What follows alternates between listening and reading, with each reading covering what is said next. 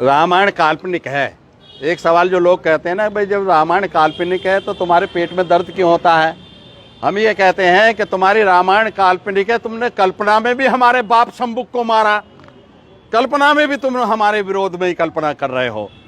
महाराजा रावण, अब सुन लीजिए, एक किताब है लंकावतार सुत्त, जो भारतवर्ष का ग्रंथ है, मगर यहाँ से प्रतिक्रांतिवादी लोगों ने उसको जला दिया था। जो धर्मद्वेषी थे, हमारे धर्म से द्वेष करते थे, उन्होंने उसको जला दिया। मगर हम धन्यवादी हैं तिब्बत के कि वो ग्रंथ वहाँ मिल गया। और प्रोफेसर डीटी सुजुकी जो जापान के विद्वान थे, बहुत बड़े ट्रांसलेटर थे, उन्होंने उसको ट्रांसलेट कर लिया अंग्रेजी में, और अंग्रेजी से वो तुलसीराम शर्मा ने अनुवाद कर दिया हिंदी में। भैया उसको पढ़ो। रावण ने बुद्ध को ललकारा था कि हाँ मुझसे तर्क कर ले, जैसे मिलांदर ने बनते नागसेन को ललकारा था। और उनका बुद्ध का और रावण का जो शास्त्रार्थ हुआ है, वो 100 सवाल रावण ने पूछे, 100 सवाल बुद्ध ने दिए। वो बौद्ध धर्म का विज्ञानवाद उसको कहते हैं। वो सारा उस ग्रंथ में उपलब्ध है। जाओ बच्चों, उस ग्रंथ को पढ़ो तो पता चलेगा कि रावण बहुत बड़ा विद्वान था, बौद्ध था, इसीलिए उसको जलील करने के लिए इन्होंने अपने ग्रंथ में उसको खलनायक बनाया और उसका लज्जाजनक उसका वध करते हैं। और रावण की महानता देखो, हर साल जलाते हैं, हर चौराहे पे जलाते हैं, मगर वो इनके जलाने में नहीं आता।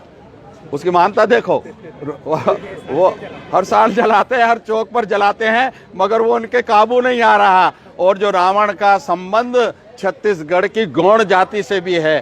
कल नरक चौदस थी इनके हिसाब से, ब्राह्मणों के हिसाब से। नरक चौदस क्यों थी? क्योंकि कल महामना रावण का जन्मदिन था। कल मुख्यमंत्री के पिताजी नंदराम बघेल जी ने महाराजा रावण की जयंती बड़ी धूमधाम से मनाई है। और रावण जलाने वालों पर छत्तीसगढ़ में FIR किए गए हैं। ये इतिहास बदल रहा है, इतिहास को मीडिया के माध्यम से कुंद किया जा रहा है। और आप जैसे बच्चे जो ये कैमरे लेकर आए हैं ना, और समाज के अंदर ये संदेश जब जाएगा तो लोगों को पता चलेगा कि हमारे महापुरुष कौन थे। ये जो रावण को जलील करते हैं रामायण में, वो रामायण का रावण काल्पनिक है, मगर वो इन्होंने रावण हमारे सम्राट अशोक का बनाया है। डॉक्टर राजेंद्र प्रसाद की एक किताब आ रही है सम्यक प्रकाशन से, अगले महीने तक शायद वो आ जाएगी। उसका नाम है बौद्ध सभ्यता।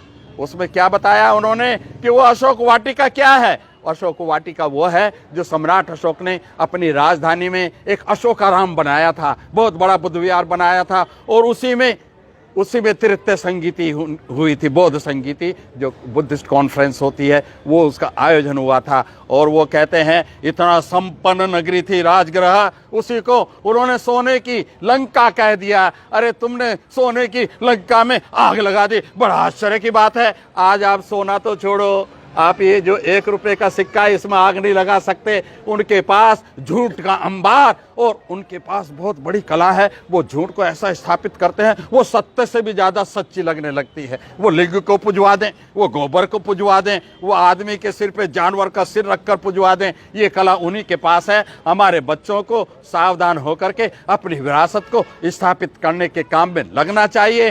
रावण हमारा नायक है। रावण का भी बहुत जल्दी, अभी आपने देखा होगा ना, इस बार हमने पोस्ट डाली है, उसमें रावण का चित्र हमने लगाया है। मगर खुशी हमें इस बात की है कि वो छत्तीसगढ़ में जो कल रावण की जयंती मनी है, वहां पर उस चित्र का उन्होंने इस्तेमाल किया, अपनी पोस्ट में उसी चित्र का इस्तेमाल किया। बहुत जल्दी आपको ना केवल महामना रावण का, बल्कि महिषासुर का भी पोस्टर मिलेगा, उनका साहित्य मिलेगा। हम अपने महापुरुषों को घर घर तक पहुंचाने के जिस काम में लगे हैं, किसी पर एहसान नहीं है।